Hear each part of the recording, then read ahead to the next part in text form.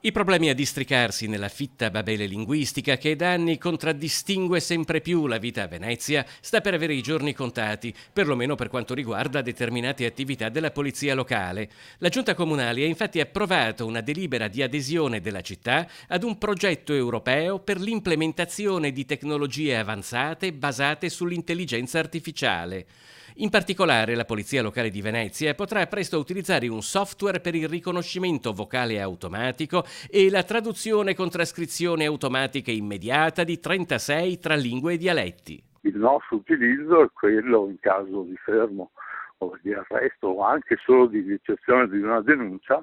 Questo riesce insomma, è un software di riconoscimento vocale, sostanzialmente recepisce quello che uno dice, lo trascrive e poi anche lo traduce. Una nuova tecnologia moderna e sofisticatissima, capace di abbattere in tempo reale gli steccati linguistici che contraddistinguono la quotidianità di una città dalla forte vocazione internazionale e che porrà il corpo di polizia locale all'avanguardia a livello nazionale, pronto a diventare un vero modello da esportare nelle altre città italiane.